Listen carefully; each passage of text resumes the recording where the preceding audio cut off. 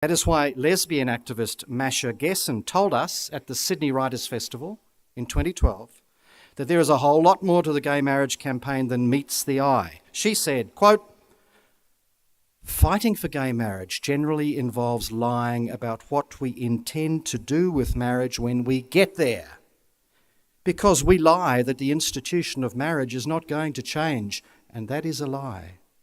The institution of marriage is going to change, and it should change, and again, I don't think it should exist," end quote. These are not the words of homosexual people who just want to fit in with marriage the way it is and have a quiet life. No, these are the words of culture warriors who want to take marriage and remake it in their own sexually radical image. If you go along with them and vote yes at the plebiscite, you will get the full genderless agenda, not just same-sex marriage. Genderless marriage means radical LGBT sex education for your children or grandchildren, and parents will have no say. Genderless marriage means silencing conscientious objectors with that big stick of anti-discrimination law. And above all, genderless marriage means depriving future children of their birthright to the love of their mother and their father. That is the heart of opposition to same-sex marriage, that it means same-sex parenting, and same-sex parenting means that future children must miss out on either their mum or their dad.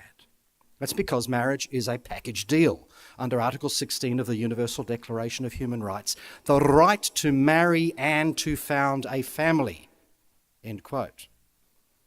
Therefore, homosexual marriage includes both the legal recognition of an exclusive relationship and the right to form a family by artificial reproduction such as surrogacy. But any child created within that new institution would have no possibility of being raised by their mother and their father. Now, of course, we already have situations where a child cannot have both their mum and their dad, such as the death or desertion of a parent. But that's not something we would wish upon a child. And it's not something that government should ever impose on a child. There are already situations where broken families reform as a homosexual household, and nothing can or should be done about that. But what we must not allow is the situation where government facilitates the deliberate creation of motherless or fatherless families. Labor Senator Penny Wong and others insist that same-sex couples already obtain children by adoption or surrogacy, so nothing is going to change with same-sex marriage. But that's just not correct. A number of states rightly prohibit same-sex couples from adopting or creating a child by surrogacy on the grounds that it's not in the best interests of the child. But a federal law for same-sex marriage will overrule those state restrictions.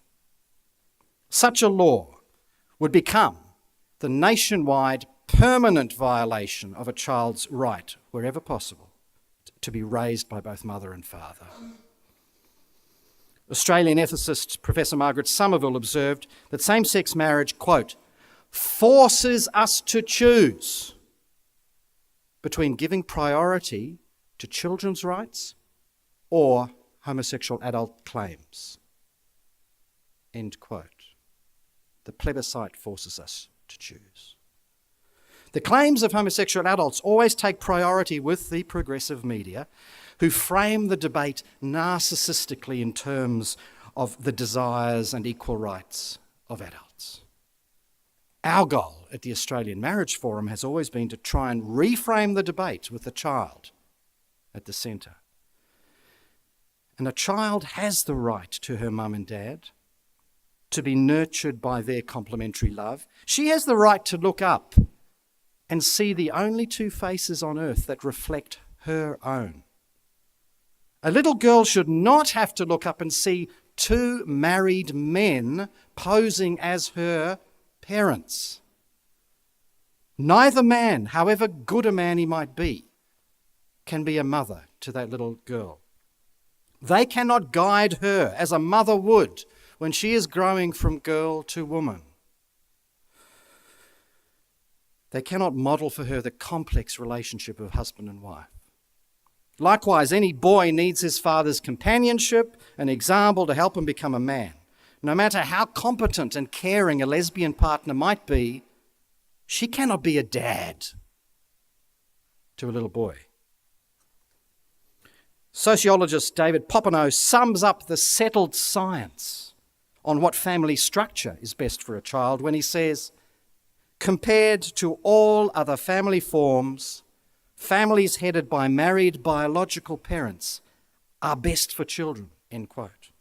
Now, we know that an institution of same-sex marriage would deliberately prevent a child being raised by one or other biological parent. Therefore, it knowingly disadvantages the child. And research last year by Sullins finds at least double the rate of serious emotional problems for children who are raised in same-sex households compared to opposite-sex households. So how is a government policy for same-sex marriage consistent with the principle of the best interests of the child? At this point, people say, well, there's bad parents, there's abusive mothers and fathers. Surely it's better for a child to have two loving carers of the same sex than a dysfunctional pair of biological parents. I could go into the science on that, I won't, except to say that neither option gives a child what they need. We must reject both, restraining parents who would inflict abuse on a child while also restraining governments who would inflict laws that steal a child's birthright to her mother and her father. And the second